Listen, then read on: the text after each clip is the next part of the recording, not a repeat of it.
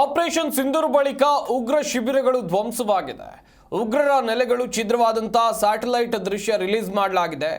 ಭಾರತದ ದಾಳಿಯಲ್ಲಿ 100ಕ್ಕೂ ಹೆಚ್ಚು ಉಗ್ರರು ಸಾವನ್ನಪ್ಪಿದ್ದಾರೆ. ದಾಳಿಯ ನಂತರದ ದೃಶ್ಯಾವಳಿಗಳನ್ನು ರಿಲೀಸ್ ಮಾಡಲಾಗಿದೆ. ಗಮನಿಸ್ತಾ ಇರಬಹುದು ನೀವು ಯಾವ ರೀತಿಯಾಗಿದೆ. ದಾಳಿ ನಂತರದಲ್ಲಿ ಮ್ಯಾಕ್ಸರ್ ಟೆಕ್ನಾಲಜಿ ಸಂಸ್ಥೆಯಿಂದ ಫೋಟೋವನ್ನು ರಿಲೀಸ್ ಮಾಡಲಾಗಿದೆ. ಬಹಲ್ಪುರದ ಜಾಮಿಯಾ ಮಸೀದಿ ಧ್ವಂಸವಾಗಿದೆ.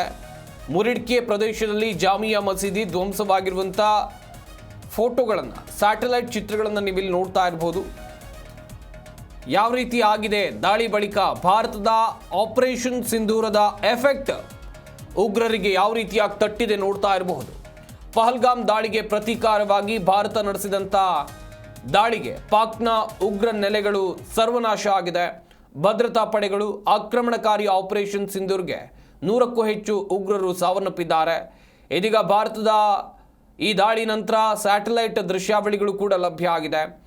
ಭಾರತದ ಕ್ಷಿಪಣಿ ರುದ್ರನರ್ತನಕ್ಕೆ ಉಗ್ರ ನೆಲೆಗಳು ಬೂದಿಯಾಗಿರುವುದನ್ನು ಚಿತ್ರದಲ್ಲಿ ನೀವು ನೋಡ್ತಾ ಇರಬಹುದು.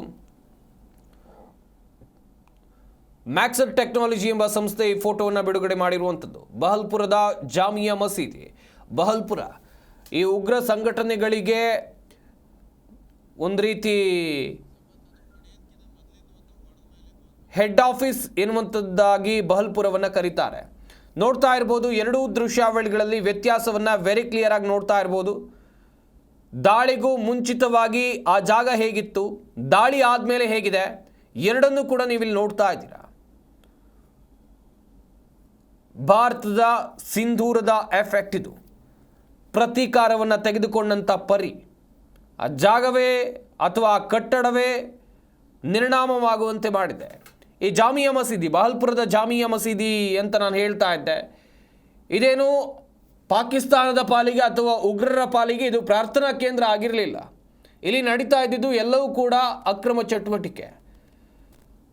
ಉಗ್ರವಾದಕ್ಕೆ ಫಂಡಿಂಗ್ ಮಾಡೋದಿರಬಹುದು, ಅಲ್ಲಿ ಟ್ರೈನಿಂಗ್ ಕೊಡ್ಬೋದಿರಬಹುದು, ಅಥವಾ ಭಾಷಣ ಮಾಡೋದಿರಬಹುದು, ಇದೆಲ್ಲವೂ ಕೂಡ ನಡೀತಾ ಇದ್ದಿದ್ದು ಇದೇ ಜಾಗದಲ್ಲಿ.